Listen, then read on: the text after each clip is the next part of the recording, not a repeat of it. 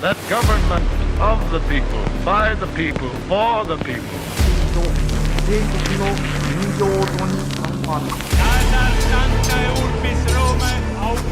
Да здравствует мир между народами. Урд минь Монголын удам хад, хойно минь Монголын хүчрхэг их мордчлог байваа.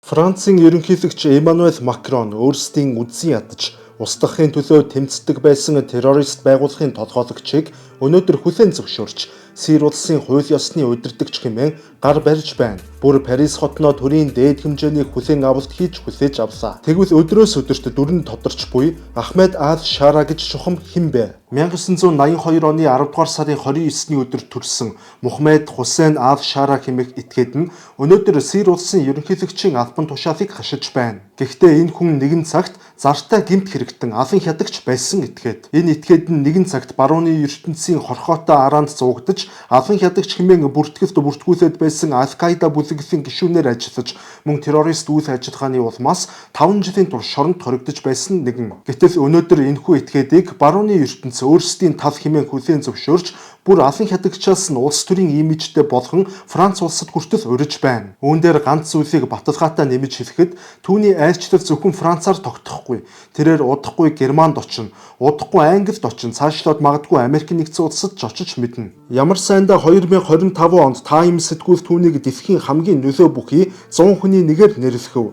Ингээд харахаар өөрсдөд нь ашиггүй эсэргүү этгээдүүдийг барууны орнод алан хядагч хэмээн зарлаж харин өөрсдөд ашигтай эсэргүүнүүдийг өөрсдийн ивэлд авч улс төрч болгон өргөмжилж байна. Энэ бүхний цаана дахиад нөгөө улс төр геополитик нарийн ярил бүхэлдээ улс төр явагдаад байна. Аль-Шарагийн хувьд эхлээд Осама бин Ладны Аль-Каида бүлэгт 2003 онд гишүүнээр эзсэж 2006 онд Америк нэгдсэн улсын цэргийхэнд баригдаж Абу Грейб, Кэмп Бука зэрэг шоронгуудад нийт 5 жил хоригдож дэлхийд данстай яалтч үгүй алан хядагч намтартай нэгэн. Улмаар 2011 онд Сирь улсад иргэний дан эхлэх үед тэрээр Сирьд ирж Аль-Каидагийн дэмжлэгтэйгээр Аль-Нусра бүлэглэлийг үүсгэн байгуулж удалгүй 2012 онд энэхүү бүлэглэл нь Сирийн ерөнхийлөгч Башар Аль-Асадын дэглэмийн эсрэг хамгийн хүчтэй сөрөг хүчний бүлэглэл болон хүрээгээд тэлсэн байдаг. Энэ бүхний дараагаас юмс баг зэрэг барцгар нэг ёсондоо бол барууны улс төрийн нөлөө орж эхэлсэн гэж хэлж болно.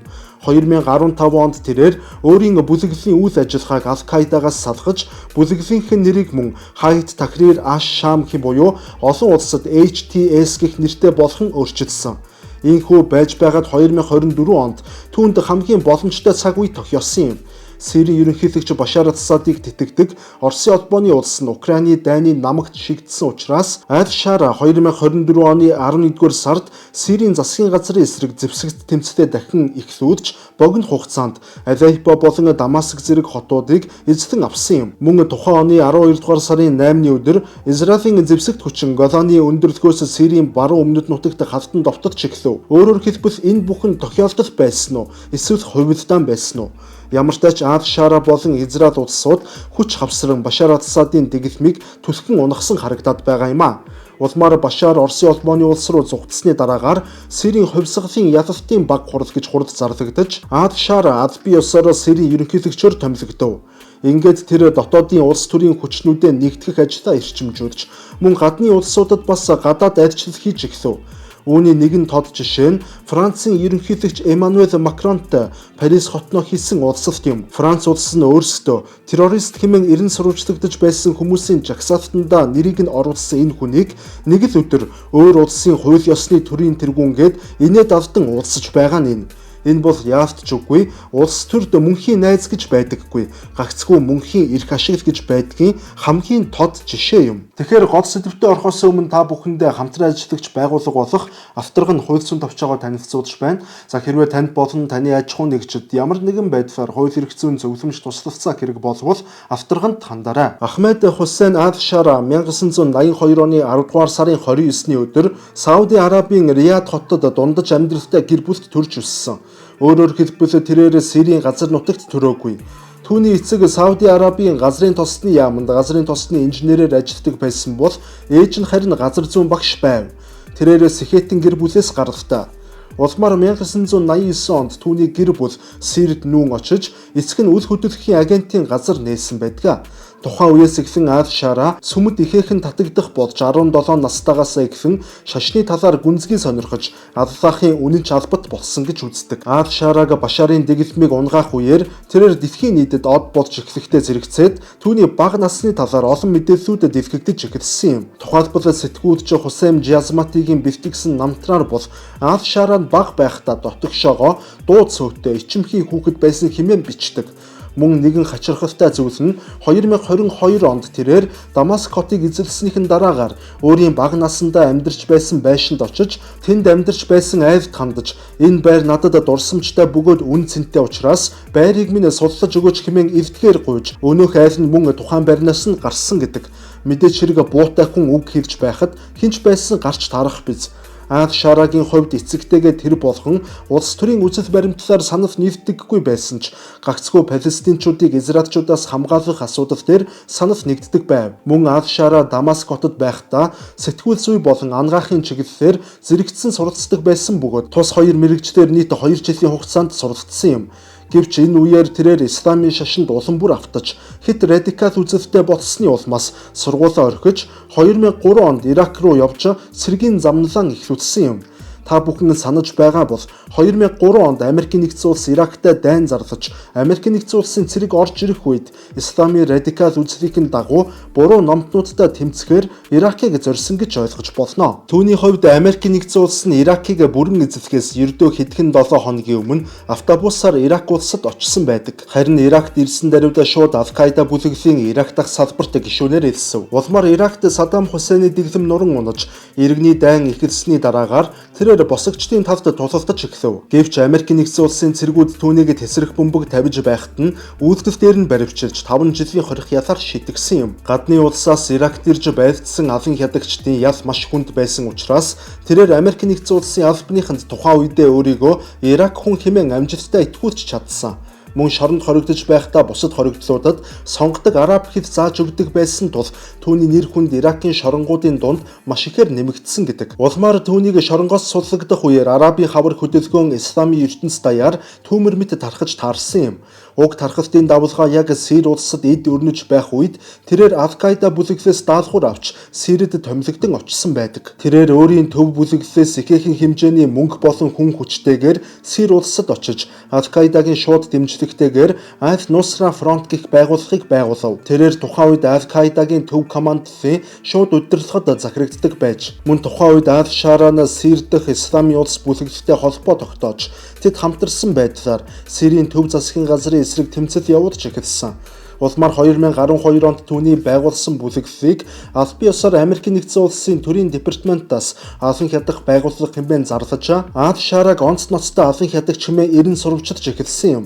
Энэ үеэр Ав Шара өөрийн Аль-Нусра бүлэглэлийг Сирийн баруун хойд хэсгийн Идлиб мужид байгуулан тэндээсээ гол үйл ажиллагаагаа явуулж байв. Мөн Ав Шарагийн удирдлагад орох Аль-Нусра бүлэглэл 2012-оос 2016 оны хооронд дайнтай холбоотойгоор олон төрлийн гэмт хэрэг амиа золиослох халдлага, албатан шашин шүтүүлэх, үндэстэн ястан болон шашны цөөнхүүдийн эсрэг устгах, хүн амны хэрэгүүдийг олноор нь үйлдэлсэн гэдэг. Түүний гол байн Сирь дахь Христ шүтлэгтэй иргэд шиит урсгалыг шүтэгчд болон Друзи хэмээх цөөнх үндэстнүүд байв. Тэрээр хэд хэдэн удаагийн маш том хэмжээний дэлбэрлэлтүүдийг үйлдэлсэн бөгөөд дунджаар түүний тавьсан тесрэх бөмбөгөнд нэг удаадаа доод тол нь 60 гаруй хүмүүс амиа алддаг байж бөмбөг дэлбэрэх үедээ хүүхэд хөгшөд эмэгтэйчүүд гэж ялгадаггүй учраас маш олон хүүхдүүд болон энгийн иргэдийн амьд тэрээр хүрсэн юм. Тэрээр зөвхөн Сирид гэлтгүүгээр мөн хөрш Ливан улсад ч гэсэн олон тооны террорист хавталгуудыг үйлдэж байсан баримтууд бий. Тэгэхээр контентын дундуур та бүхэндээ хүссэн бүхнээ хятадаас үйлдвэрээсэн шууд захиалаад авах боломжтой Shopee Hub цэгийн сайтыг танилцуулж байна. Та хятадын 80 сая гаруй үйлдвэрийн бараанаас бөөнд нь хамгийн хямдар, хамгийн найдвартайгаар StorePay болон Pocket Zero-гоор дамжуулан хүүгүй хуваан төлөх нөхцлөөр захиалах боломжтой. Мөн карго болон хятад доторх тээврийн нэмэлт үнэгүүгээр гэртээ хүргүүл аваарай. Shopee Hub цэг эмэн. Гэлт мөндөн захиалчтай юм бах та. Болно шүү дээ минь. За тэгээ Shopee Hub-аар бол хятадын үйлдвэрээс нь одоо шууд Монгол төлбөрийн хэрэгслээр захиалж ингэж болдог гэдээ байгаа. Болно шүү дээ минь. Найдвартай ирнэ захын үнээс хямдхан байж болд юм бах та. Болно шүү дээ минь. Энэ одоо орон нутгад хөргөж өгд юм болов уу? Болно минь. Болно. Минь. Болно штэ. Авахыг хүссэн бүхний хамгийн хямд найдвартайгаар 21.9 төгрөгт StorePay, QPay, Pocket бүх банкны картаар төлөөд захиалаад аваарай. Ах нь хэлсэн шүү дээ болно гэж. Гэтэл Сирийн асуудал нь нэг их удалгүй бүс нутгийг хамарсан томоохон геополитикийн асуудал болон хувирав. Оросын улбооны улсын ерөнхийлөгч Владимир Путин Сирийн ерөнхийлөгч Башар Асадад улс төр болон цэрэг зэвсгийн тусламж үзүүлснээр Сирийн босгогчид тухайн үедээ иргэний дайнд ялах ямар ч магадaltaй болон хувирав. Гэхдээ Оросын улбооны улсын зүгээс Сирийн дотоод асуудалд оролцсны улмаас Сир дахь алан хядах байгууллагуудын үйл ажиллагаа улам бүр нэгтрахад хүрсэн юм. Мөн Ал-Шара ялгаагүй бусад байгууллагуудтай хүчээ нэгтгэхийг хүсэж байв. Гэхдээ Сирийн дотоод бүлэглэлүүд түүний байгуулсан Аль-Нусра бүлэглэлийг Аль-Каидагаас бүх харилцаагаа тасалсан цагт түүнтэй нэгдэн хэмээн мэдэгджээ. Иймээс дотоодын хүчээ нэмэгдүүлэхийн тулд хэд хэдэн удаа томоохон хурал хийснээр эцэст нь 2016 оны 7 дугаар сарын 28-ны өдөр Аль-Шара Аль-Каидагаас бүх харилцаа холбоогоо таслаж байгаагаа зарласан. Түүний уг шийдвэр нь тухайн үед Аль-Каидагийн олон удирдагчдын уурыг хүргэж дотоод улс төрийн хувьд тогтворгүй байдал үүсгэжээ. Хэдийгээр нөхцөл байдал хүнд байсан ч тэрээр Сирийг өөрийн хяналтанд авахын тулд үүнийг хийхээс өөр арга зам байсангүй. Мөн Оросын улбооны улсын цэргийн оролцооны үр дүнд Аль-Шарагийн талынхан Сирийн ерөнхийлөгч Башар Асадтай гац зогсоох гэрээ хийв. Уг гэрээний үр дүнд тэрээр Идлиб мужийг өөрийн хяналтанд хууль ёсны дагуу бүрэн шилжүүлж чадав. Түүний захиргаанд орох Идлиб муж тухайн үедээ маш хурдтай хөгжин цэцэглэж мөн 24 цагийн турш эрчим хүчээр хангах чадамжтай цахилгаан станцыг хүртэл байгуулж чадсан юм. Түүнчлэн боловсролын салбарт гэвэл тэрээр их сургууль байгуулж тухайн сургуульд 18,000 гаруй оюутан гэрэлсүүлэн суралцуулсан байдаг. Хэдийгээр Идлибэд нөхцөл байдал сайжирч байсан ч 2024 оны 3 дугаар сард тус мужид Аль-Шарагийн эсрэг өргөн хэмжээний эсэргүүцлийн жагсаалт дэгдэв. Тэдгээр иргэд Идлиб мужид дарангуулалт тогтож байна. Ард иргэдээс хэд их өндөр татвар авч байна гэх үндэслэлээр эсэргүүцлээ илэрхийлжээ.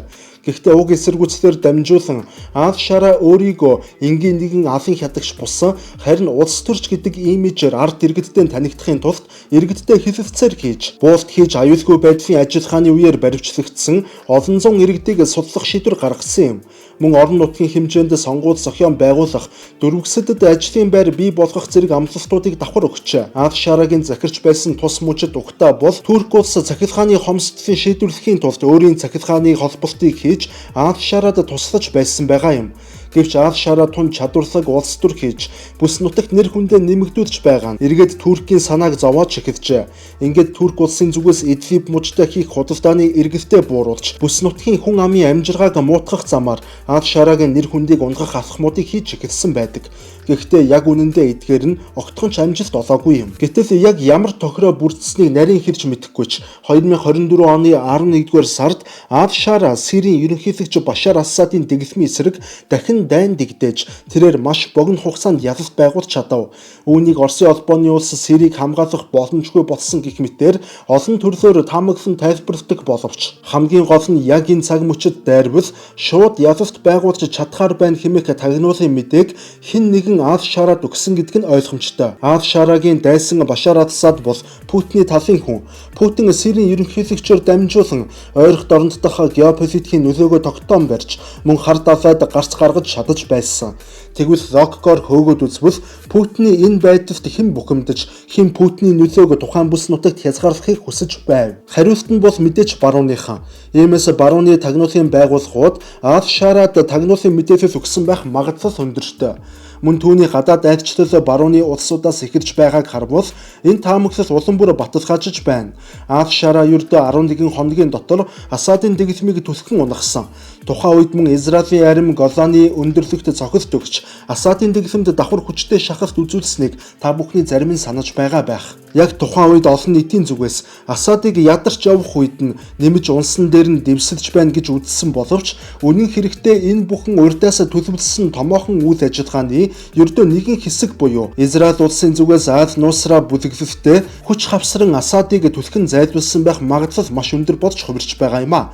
Израилийн хийсэн энэхүү дайралт нь 1974 онд нэгдсэн үндэсний байгууллагын зуучлалаар Сир улстай байгуулсан дундын цэрэггүй бүсийг эзэдэн авч хяналтандаа оруулсан буюу нэгдсэн үндэсний байгууллагын түвшинд хийгдсэн томоохон гэрээг зөрчсөн явдал болсон боловч өнөөдөр Израильтай хинч энэ асуудлаар хариуцлага тооцохгүй хэвээр байна. Тэгэхээр контентын дундуур та бүхэндээ Subotai Pictures совгийн зүгээс 5 жилийн ойд зориулан гаргасан XX түүх буюу хүн төрөлхтний фото түүх номоос дахин танилцуулж байна.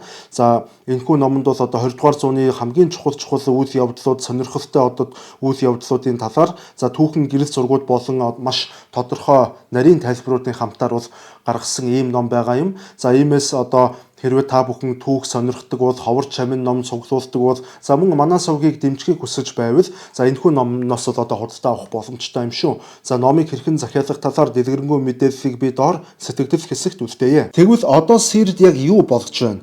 Афшара Албиасаар Башарын эрх мэдлийг заламжлан авч Сир улсын ерөнхийлөгч болов.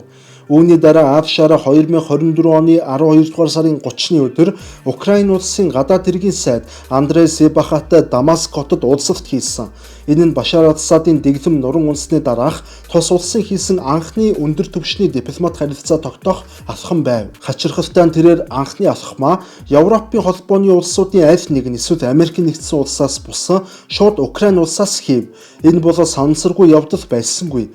Энэхүү уулзалтын цаад дагуулга нь Оросын холбооны улсын нөлөөг бууруулах мөн буурч байгаа гэдгийг дэлхийн нийтэд харуулах гэсэн томоохон entertainment үзүүлбэр байсан гэж хэлж болно. Мөн Сир улсын шинэ удирдлага хамгийн эхлээд Украины төлөөлөлтөд уулзсан нь Сир улс Украины бүрэн бүтэн байдлыг хүлээн зөвшөөрч байна.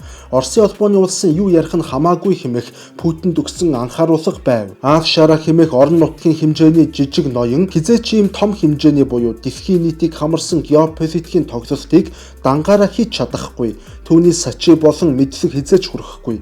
Иймээс энэ бүхний ард нэгэн найруулагч сууж байгаа гэдг нь хэн бүхэнд ойлгомжтой. Тэгвэл Украины энэхүү уулзалтын дараагаар 2025 оны 1-р сарын 11-ний өдөр Оманы гадаад хэргийн сайдтай уулзсан. Тухайн цагаас эхлээд гадны уулзалтууд ар араасаа цувралсан гэж хэлж болно. 1-р сарын 17-ны өдөр Еврокомиссийн төлөөлөлтөд уулзав. 1-р сарын 9-ний өдөр Грекийн гадаад хэргийн сайдтай, 4-р сарын 11-нд Азербайжаны ерөнхийлөгчтэй, 4-р сарын 10-ны өдөр Өмнөд Солонгосын гадаад хэргийн сайдтай, эцэст нь 5-р сарын 7-ны өдөр Францын ерөнхийлөгч Эммануэль Макронтой Парис хотноо уулзалт хийв. Францын ерөнхийлөгчтэй уулзсан уулзалт нь Афшара Сирийн хууль ёсны ерөнхийлөгч болсон гэдгийг олон улсад хүлээн зөвшөөрөгдөхөд хамгийн том үр дүнтэй уулзалт болсон юм. Мөн Оросын холбооны улсад хандан цаагаараа Сир улсад одооноос эхлээд Оросын бус харин барууны эрх ашиг үйлчилж эхлэн гэдгийг маш том анхааруулга дохио болсон гэж хэлж болохоор байна. Энэ бүхнээс харвал энгийн нэгэн алан хядагч байж онц ноцтой гэмт хэрэгтнүүдийн жагсаалтанд бүртгэгдэж бүр алан хядах хэрэгээр хорих ял хүртэл авч байсан Афшараг хэн яагаад ингэж ихээр дэмжиж өнөөдрийн энэхүү өндөрлөгт хүргээд байна. Үүний ард ямар давт эрх ашиг, геополитикийн ямар тоглолт явагдаж байгаа нь бараг тун тодорхой ойлгомжтой харагдаж байна. За ингээд өнөөдрийн дугаар маань энд хүрээд өндөрлөж байна. Дараагийн дугаараар дахин уулзлаа түр баяртай.